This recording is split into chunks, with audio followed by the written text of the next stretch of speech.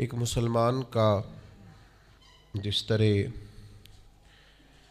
اللہ تبارک و تعالیٰ کے ساتھ ایک گہرا، مضبوط اور سب سے مستحکم رشتہ ہوتا ہے، اور جس طرح اس کا سب سے مضبوط اور مستحکم رشتہ نبی کریم صلی اللہ تعالیٰ علیہ وسلم کی عالی مرتبت بارگاہ کے ساتھ ہوتا ہے،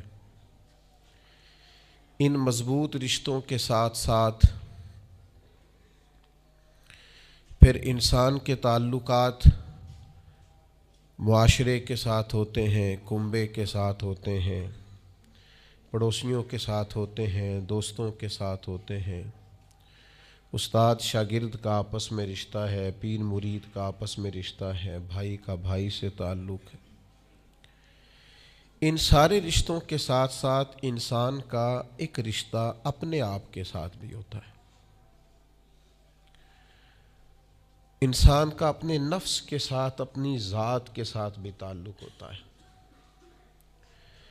نبی کریم صلی اللہ تعالیٰ علیہ وسلم نے ایک لفظ کہہ کے نا کہ تم پر تمہاری ذات کا بھی حق ہے، تم پر تمہارے نفس کا بھی حق ہے، تو ہم پر ہمارے حقوق بھی نبی کریم نے مقرر فرما دیے۔ جناب عبداللہ ابن عمر خود فرماتے ہیں کہ سرکار نے مجھ سے پوچھا کہ عبداللہ یہ بات ٹھیک ہے کہ تم ہر روز ہی نفلی روزہ رکھتے ہو اور ہر رات ہی نفلی عبادت کرتے ہو؟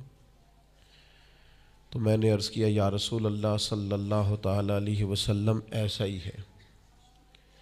اللہ کے پیارے حبیب علیہ الصلوۃ والسلام نے فرمایا ایسا نہ کرو۔ وہ نفلی روزہ رکھتے تھے، ہر روز ہر رات نفلی عبادت کرتے تھے، تو محبوب نے ان سے تصدیق کرانے کے بعد فرمایا ایسا نہ کرو، کبھی روزہ رکھا کرو، کبھی افطار کیا کرو، اور فرمایا کبھی نماز پڑھا کرو، کبھی سو جایا کرو۔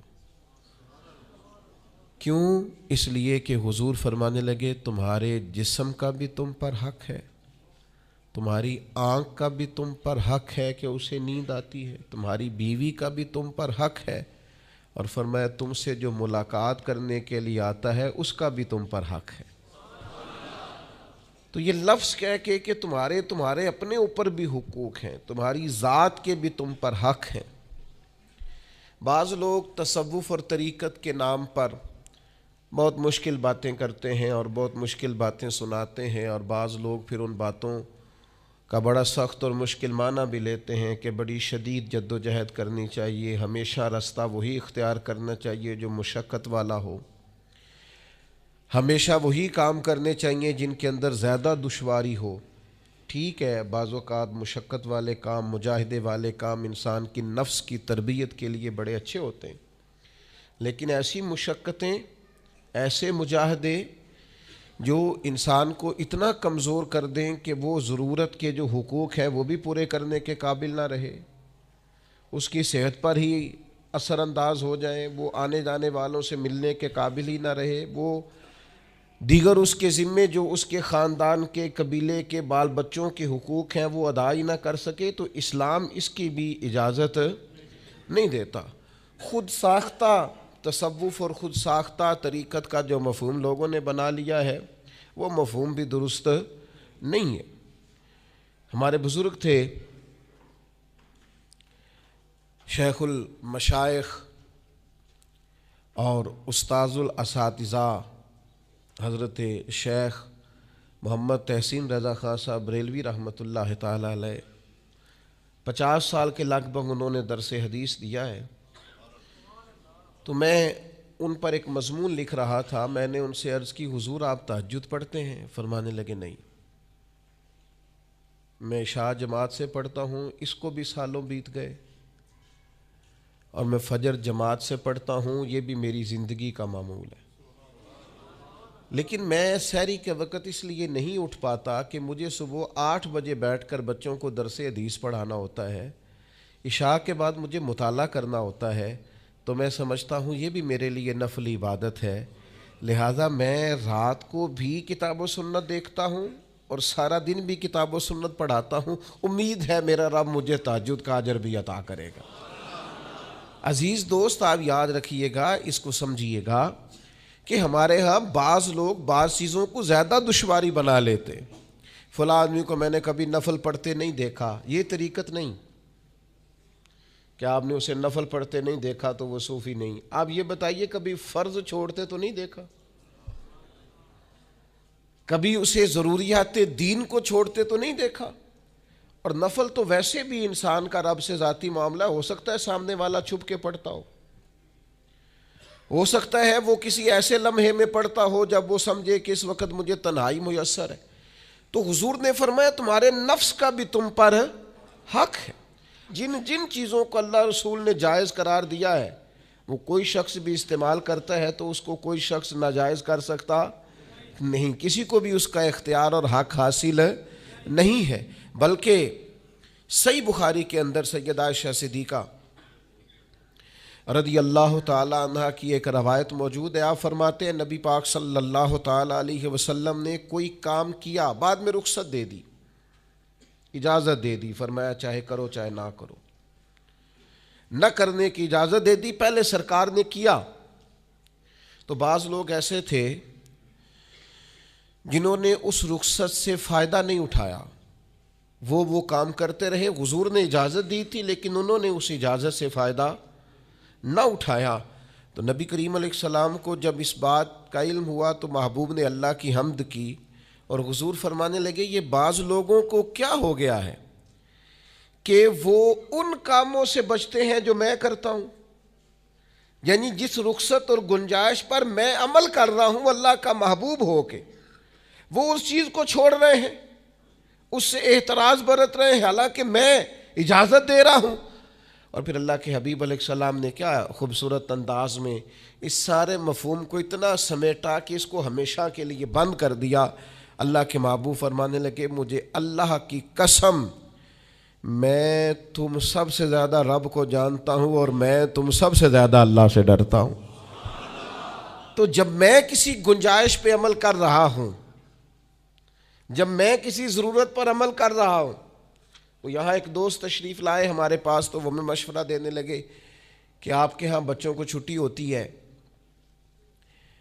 تو وہ تقریباً 1.5 دن بنتا ہے، ظہر کی نماز کے بعد ہفتے کو وہ چلے جاتے ہیں اور اتوار کا سارا دن وہ چھٹی میں رہتے ہیں، تو یہ 1.5 دن پورا ان کا ضائع ہوتا ہے.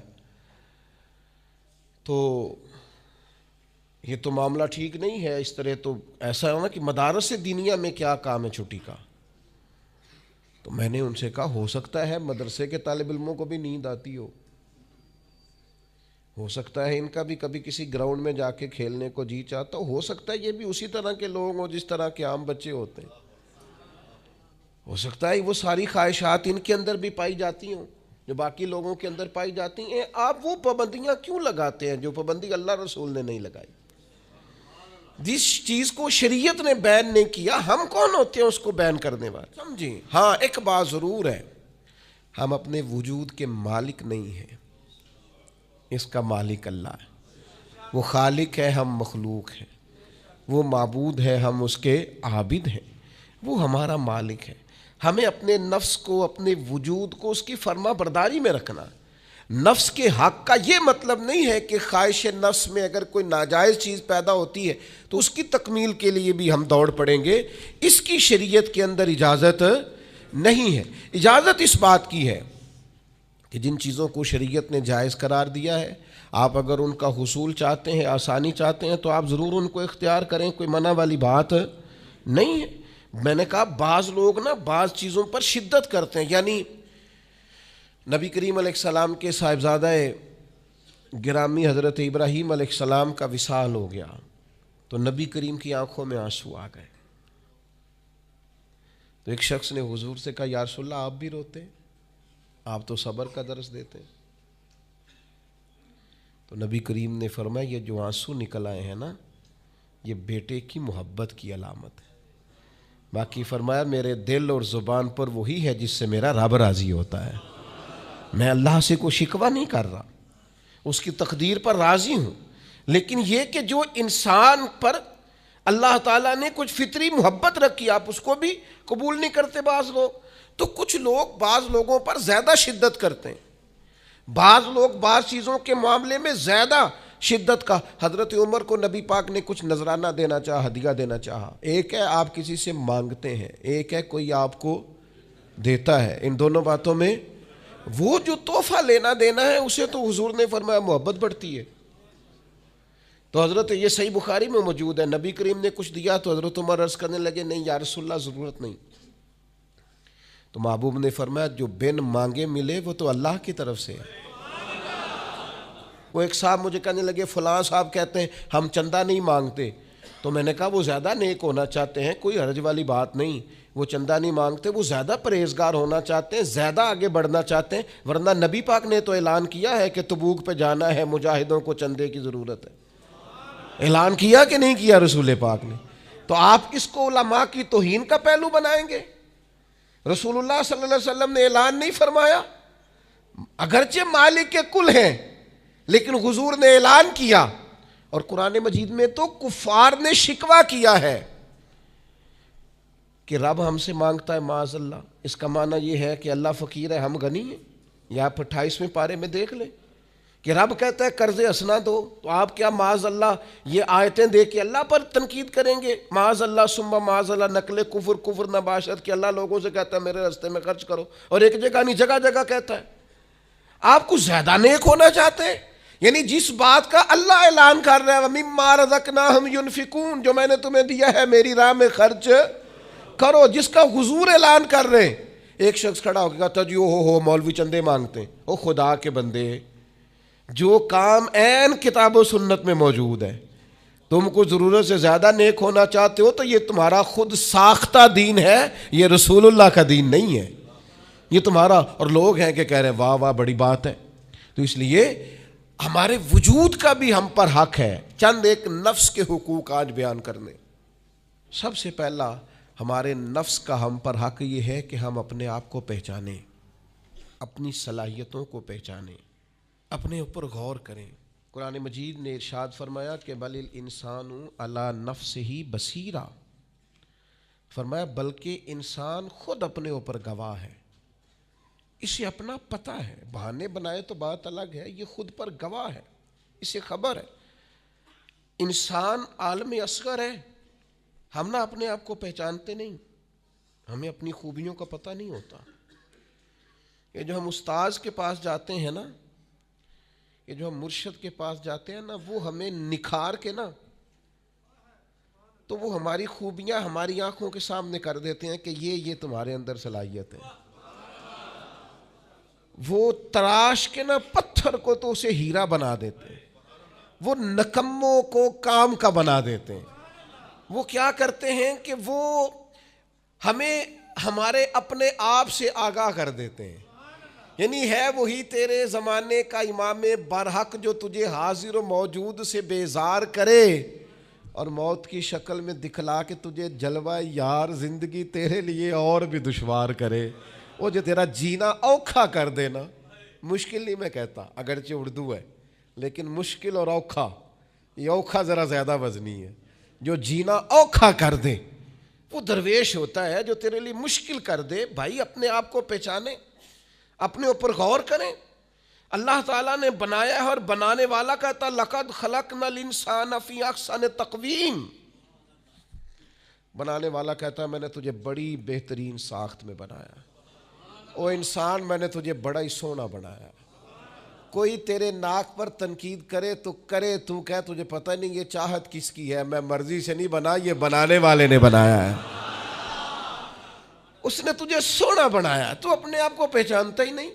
تو جو ہے نا خدا جانے بلندی ہے کہ پستی پر جہاں میں ہوں وہاں کوئی نہیں ہے.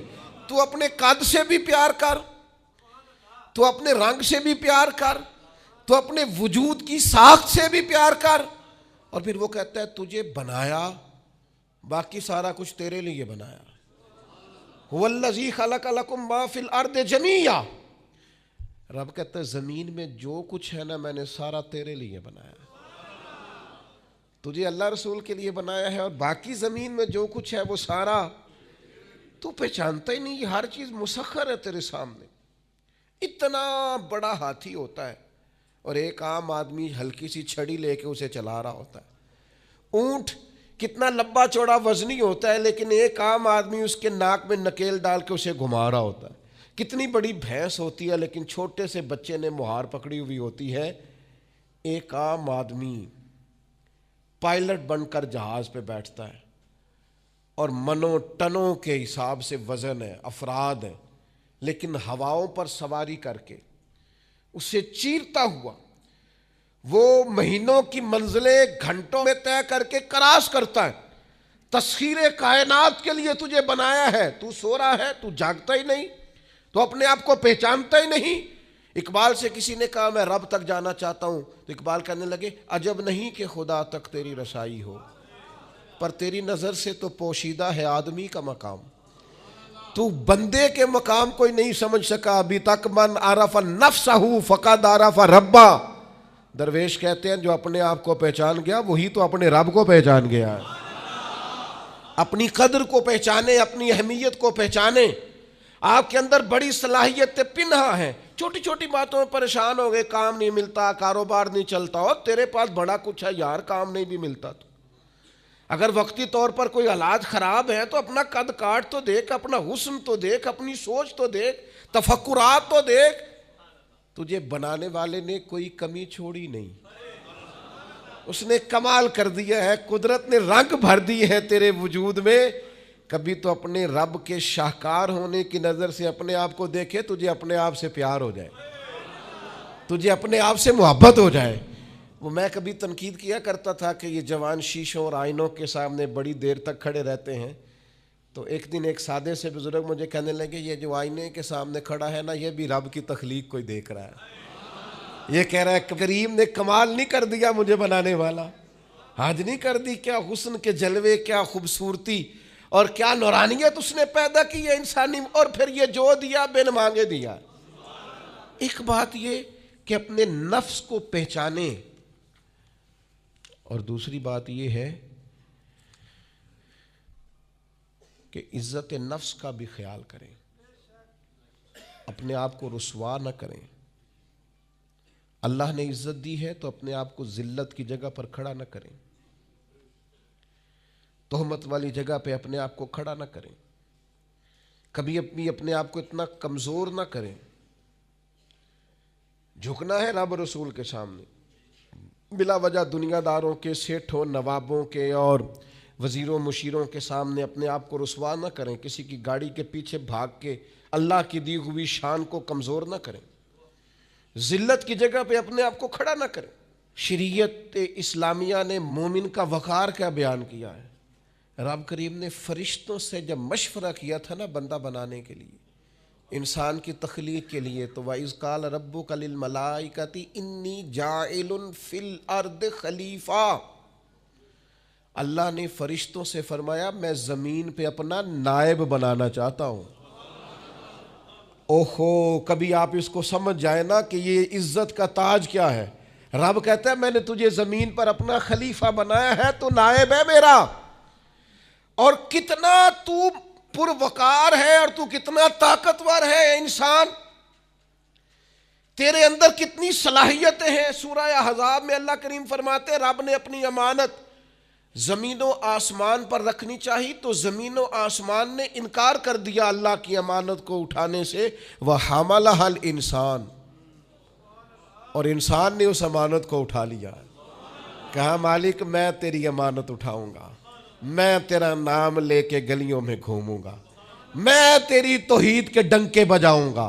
حضرت انسان نے کہا میں تیرے نام کے نعرے لگاؤں گا، میں تیری عبادت کروں گا، میں تیرے لیے نکلوں گا، میں تیرے لیے خیرات کروں گا، میں تیرے رستے میں اپنی صلاحیت. وَحَمَلَهَا الْإِنسان، انسان نے امانت اٹھائی اور کہا مالک میں نکلوں گا تیرے نام کی سربلندی کے لیے، میں تیرے نام پر جہاد کروں گا. اگر جان دینی پڑی تو دعائیں مانگ مانگ کے کہوں گا مالک میں تیرے رستے میں شہید ہونا چاہتا ہوں. اللہ کی امانت کو حضرت انسان کیوں اپنے آپ کو رسوائی والی جگہ پہ کھڑا کرے، کیوں کمزور کرے.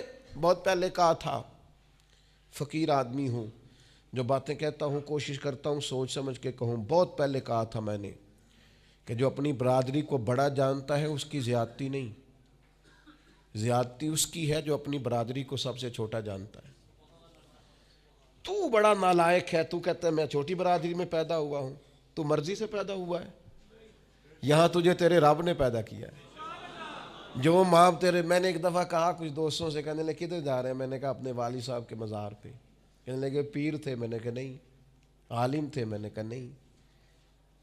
کسی بہت بڑے ادارے میں کسی صدر نشین کی سیٹ پہ بیٹھتے تھے؟ میں نے کہا نہیں. وہ ٹریکٹر پر بیٹھ کر کھیتوں میں ہل چلاتے تھے، شام کو بھینسوں کا دودھ دھوتے تھے. وہ کسان تھے، وہ محنت کرتے تھے. پھر وہ تاجر تھے، چھوٹی سی تجارت کرتے تھے. لیکن مجھے اگر کوئی کائنات میں پوچھے گا نا خوش نصیب کتنے ہو، تو میں کہوں گا میں نے اس طرح کا باپ نہیں دیکھا جس طرح کا اپنا باپ دیکھا. اس لیے کہ میری شخصیت میں اگر کوئی نکھار ہے تو سب سے زیادہ رنگ میرے ابا جی کے بھرے ہوئے. تو میں کیسے انکار کروں؟ سب سے زیادہ ان کے دیے ہوئے رنگ ہیں شخصیت کے اندر، ماں باپ کے. او بھائیوں، ناز کے ساتھ زندگی گزاری جاتی ہے. کبھی اپنے آپ کو رسوائی والی جگہ پہ کھڑا نہ کریں، کبھی اپنے آپ کو کمزور نہ کریں، مضبوط رہیں، طاقتور رہیں.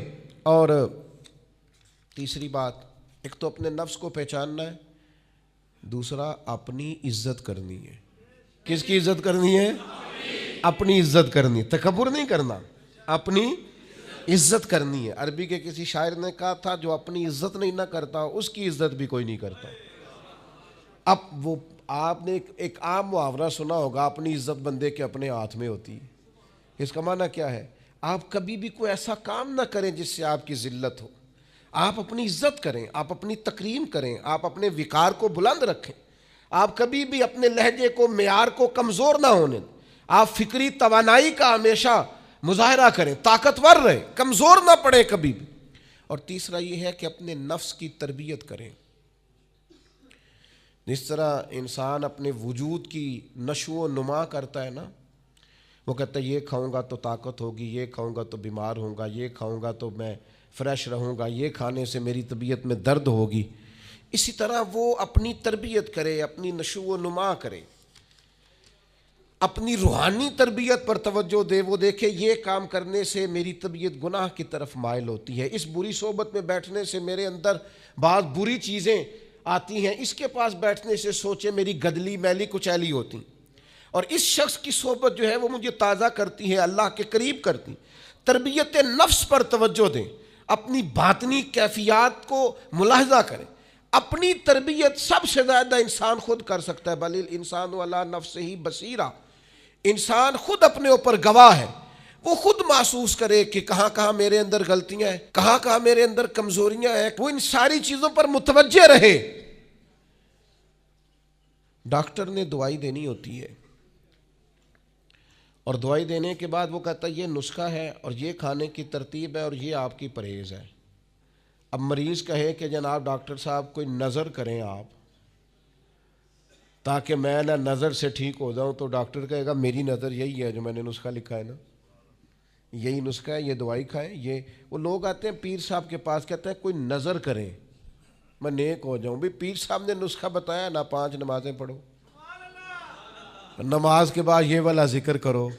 پیر صاحب نے بتایا نا اس کام سے پرہیز کرو، تو آپ ان بات مانیں انشاءاللہ اللہ شفا عطا فرمائے گا. آپ اس نسخے پر، وہ پیر فیض الحسن شاہ صاحب رحمۃ اللہ علیہ آل مہار شریف والے فرمایا کرتے تھے، مرید کہندے نے سانو نمازاں نہ پڑھاؤ، اللہ اللہ نہ کراؤ، ایویں ہی پہنچاؤ. تو کہتے ہیں یہ ایویں والا کام ہو سکتا؟ ہاں، جو شریعت کے احکام ہے وہ تو سارے کرنے پڑتے ہیں. اور پھر لوگوں کو نا ایسے موقع پہ بابا بلے شاہ جی یاد آ جاتے ہیں. کہتے بلے شاہ نو مرشد ملے ہے تے انہیں ایویں جا بخشایا ہے. او نا نا نا نا 300 پہلی زمین ہوندی سی بابے بلے شاہ دی، انہیں ساری دیتی جی اللہ دی راہ وچ. ایویں جڑا جے نا وہ اے والا ایویں جے. نیرا شعر نہ پڑھو، پیچھے پلٹ کے دیکھو تو صحیح اس شخص نے کمال کیا کیا کیا ہے. مجھے اتنا نظر آ رہا ہے وہ بلے شاہ نو مرشد ملیا جنہیں ایویں جا بخشایا، وہ ایویں ان کی عاجزی ہے، وہ ان کی عاجزی ہے، وہ انکساری ہے. وہ کہتے ہیں کہ مجھے بہت زیادہ مشقت نہیں کرنی پڑی، ایک ہی مرشد سے سارا کچھ مل گیا ہے. یہ اس بات کا ترجمہ ہے، اس کی تشریح ہے. من مانی باتیں، من مانی آپ تربیت اپنی کریں، اپنے اوپر غور کریں. اور چوتھا، ہمارے نفس کا ہم پر حق یہ ہے کہ اپنے نفس کا احتساب کریں، اپنے نفس کو اللہ کی رضا کے مطابق ڈھالیں، اس کا محاسبہ کریں. جو لوگ حساب کتاب نہیں نہ رکھتے، ہمارا ادارہ ذرا بڑا ہوا ہے تو ہم نے اسپیشل اکاؤنٹ میں پکا بندہ رکھ لیا ہے. پہلے ایک دوست کام کرتے تھے رضا کارانہ طور پر، شام کو بیٹھتے حساب کتاب کر دیتے. کمیٹیوں میں ایک شخص کیشیئر ہوتا ہے. پھر اب ادارہ بڑا ہو گیا، نظم بڑا ہو گیا، کام بڑا ہو گیا. اب وہ ایک آدمی شام کو اگر بیٹھے گا تو کرے گا نہیں، تو مستقل ایک صاحب ہیں جو ڈیوٹی کرتے، نظام کو دیکھتے. کیونکہ اگر حساب کتاب نہ رہے تو چیزیں ٹھیک چل سکتی. سب سے زیادہ وہ تاجر ناکام ہوتا ہے جو کمائی کرے اور خرچ کا حساب ہی نہ رکھے، جس کو پتہ ہی نہ ہو آمدن خرچ میں بیلنس کیا ہے. اس لیے حضرت عمر رضی اللہ تعالیٰ عنہ ارشاد فرماتے ہیں اپنا حساب کرو اس سے پہلے کہ قیامت میں تمہارا حساب کیا جائے. اپنے نفس کا محاسبہ ضرور. ہم نہ ساری زندگی دوسروں کا حساب کرتے رہتے ہیں، فلاں کہاں سے کماتا ہے، کہاں کھاتا ہے، کہاں پہنچ گیا، کون سی سیاست کی، کس کے پاس اٹھتا بیٹھتا ہے، کہاں سے آتا جاتا ہے، چالاک بڑا ہے، فلاں سے مل گیا. اور ساری زندگی دوسروں کا خیال رکھتے گزر گئی. اس سے زیادہ بھی کبھی اپنا رکھا ہوتا نا تو بات کہاں سے کہاں پہنچ جاتی. محاسبہ نفس کرنا، اور کتنا کرنا ہے، اس نفس کو قابل بنانا ہے. حضرت سیدنا عبداللہ ابن سلام رضی اللہ تعالیٰ عنہ نے لکڑیوں کا گٹھا، پرانے زمانے کے اندر ایندھن لانا، لکڑیاں اکٹھی کر کے لانا، یہ بھی روزمرہ کی ڈیوٹیوں میں سے ایک ڈیوٹی ہوتی تھی. وہ ڈیوٹی آج کل ہم ماہانہ گیس کا بل دے کے پوری کرتے ہیں. یہاں اب بھی اس کی ایک صورت ہمارے پاس ہے کہ بہت سارے لوگوں نے سلنڈر اٹھائے ہوتے ہیں، گیس بھروانے جا رہے ہیں. تو اس سے کچھ عرصہ پہلے یا آج بھی دیہی ماحول کے اندر بعض لوگ شام کو لکڑیاں اکٹھی کر کے لاتے تھے کہ وہ آئیں گی تو کھانا پکے گا ایندھن کے لیے. حضرت عبداللہ ابن سلام رضی اللہ تعالیٰ عنہ لکڑیاں اپنی پشت پہ رکھے ہوئے ہیں، گھر کی طرف آ رہے ہیں. تو ایک شخص نے آپ سے کہا کہ جناب حد ہو گئی، گھر میں بیٹے بھی موجود ہیں، غلام بھی موجود ہیں، اور آپ یہ کام خود کر رہے ہیں. تو حضرت عبداللہ ابن سلام فرمانے لگے بیٹے بھی موجود ہیں اور غلام بھی موجود ہیں، اور ایک بات اور بھی شامل کر رہا ہوں، اللہ کے فضل سے میرے بچے اور میرے خادم میرے فرما بردار بھی ہیں، بات بھی مانتے ہیں. لیکن فرمانے لگے میرا نفس نہ تھوڑا بڑا ہو گیا تھا، یہ مجھے کہہ رہا تھا تو بہت بڑا آدمی ہو گیا ہے، تو بہت بڑا شخص ہو گیا، تیری بڑی شخصیت ہو گئی ہے. فرمایا یہ جو ذرا لکڑیوں کا گٹھا پشت پہ رکھا ہے نا، یہ رکھا پشت پہ ہے، لیکن ذرا حساب اپنے نفس کا کر رہا ہوں، محاسبہ نفس کر رہا ہوں، اسے سمجھا رہا ہوں کہ اتنا بڑا ہونے کی ضرورت. ہمارے بزرگ فرمایا کرتے تھے آخر تک اپنے استادوں کی بارگاہ میں حاضری دینی ہے. میرے اسا فرمایا کرتے آخر تک اپنے مشائخ سے جڑے رہنا ہے، آخر تک اپنے اساتذہ کے پاس آنا جانا. کچھ لوگ بے نیاز ہو جاتے ہیں نا، خود عالم ہو گئے اب استاد گئے، خود بڑے ہو گئے اب گئے. کہتے تھے آخر تک جانا، اس لیے کہ بعض لوگوں کے پاس جانے سے انسان کو لگتا ہے کہ نہیں مجھ سے بھی بڑے موجود ہیں. ان کے پاس بیٹھنے سے احساس ہوتا ہے کہ میں اتنا بڑا نہیں ہوں. اور بڑا بھی ہمیشہ وہی ہوتا ہے جس کا کوئی بڑا ہوتا ہے، جس کا کوئی بڑا نہیں وہ کیسے بڑا ہوگا. تو اللہ تعالیٰ نے بھی ہمیں قرآن مجید کے اندر یہ حکم دیا، یا ایھا الذین آمنوا اتقوا اللہ ولتنظر نفس ما قدمت لغد. اے ایمان والو اللہ سے ڈرو اور ہر جان حساب کرے، محاسبہ کرے، دیکھے کہ اس نے کل کے لیے آگے کیا بھیجا. کل کے لیے اس اپنا حساب کرنا ہے، محاسبہ نفس کرنا ہے. یہ نفس کا حق ہے. جس طرح کپڑے میلے ہو جاتے ہیں تو آپ پریشان ہوتی ہیں کہ یار یہ میلے ہو گئے بدلنے چاہیے. جوتے ٹوٹ جاتے ہیں تو آپ خیال کرتے ہیں یار مجھے آنا جانا ہوتا ہے، یہ مجھے ٹھیک کرنے چاہیے. تو نفس پر میل کچیل چڑھ جاتی ہے، لوگ حساب ہی نہیں کرتے. باطن سارا گدلا ہو جاتا ہے، لوگ حساب ہی نہیں کرتے. اندر سارا کمزور ہو جاتا ہے، حساب ہی نہیں کرتے.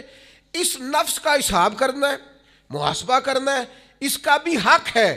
جس طرح آپ کے جسم کا حق ہے کہ لباس ٹھیک ہو، جوتے ٹھیک ہوں، آپ نے غسل کیا ہوا ہو، اس طرح آپ کے نفس کا بھی حق ہے. اس کا حق کیا ہے کہ اسے اتنا ٹھیک کر دے، اتنا محاسبہ کریں، اتنی اس کی عادات بہتر کریں کہ وہ رب کی رضا کے مطابق ڈھل جائے، اللہ رسول کی رضا کے مطابق دھل جائے، نکھر جائے، صاف ہو جائے. اس طرح کا ہو جائے کہ جب دنیا سے جانے لگے تو آواز آئے یا ایتھا النفس المطمئنہ اے نفس مطمئنہ ارجعی الی ربک راضیۃ مرضیہ، لوٹ اپنے رب کی طرف، تو اپنے رب سے راضی ہے اور تیرا رب تجھ سے راضی ہے۔ اس نفس کو اللہ کی رضا کے مطابق ڈھال دیں۔ حضرت ابراہیم ابن ادم رحمۃ اللہ علیہ ایک دن مریدوں کے بیچ بیٹھے ہوئے تھے، فرمانے لگے دنیا میں جو کچھ ہوتا ہے میری مرضی سے ہوتا ہے۔ تو سارے مرید آپ کی طرح کے عقیدت مند تو نہیں نہ ہوتے چپ کر کے سن لیں، کچھ سوچتے بھی ہیں، ان کا دماغ فوری طور پر تنقید کی طرف بھی مائل ہوتا ہے۔ جب آپ نے فرمایا کہ دنیا میں جو کچھ ہو رہا ہے میری مرضی سے ہو رہا ہے، تو کچھ لوگ جو تھے ان کی آنکھیں بتاتی تھیں کہ سوال فوری طور پر آ گیا ہے، ذہنوں کو پریشان کر رہا ہے۔ تو ایک صاحب نے کہہ لیا حضور یہ بڑا دعویٰ ہی نہیں، دنیا میں جو ہو رہا ہے میری مرضی سے ہو رہا ہے۔ فرمانے لگے اصل بات نہیں نا، تم نے آگے پوچھا ہی نہیں، میں بتانے لگا تھا۔ کچھ لوگ پریشان جلدی ہو جاتے، اگلا صفحہ پڑھتے نہیں پچھلے پہ ہی پریشان ہو جاتے۔ کہا دنیا میں جو کچھ ہو رہا ہے میری مرضی سے ہو رہا ہے، اور میری مرضی وہی ہے جو میرے رب کریم کی مرضی ہے۔ میں نے اپنی مرضی اللہ کی مرضی میں فنا کر دی ہے، لہذا جو کچھ بھی ہو رہا ہے چونکہ میری مرضی وہی ہے جو میرے یا ایتھا النفس المطمئنہ ارجعی الی ربک راضیۃ مرضیہ، اے نفس مطمئنہ لوٹ اپنے رب کی طرف، وہ تجھ سے راضی ہے اور تو فادخلی فی عبادی، آجا میرے خاص بندوں میں داخل ہو جا، وادخلی جنتی، آنا میں نے تیرے لیے جنت تیار کی ہے، میری جنت میں داخل ہو جا۔ لیکن کیا کرنا ہے؟ نفس مطمئنہ، کون سا؟ ایسا نفس تیار کرنا ہے جو اللہ سے راضی ہو اور اللہ اس سے راضی ہو۔ اس کا محاسبہ کر کے اس طرح کا بنا لیں کہ یہ اس طرح کا ہو جائے کہ جس طرح اللہ اس سے راضی ہے اور یہ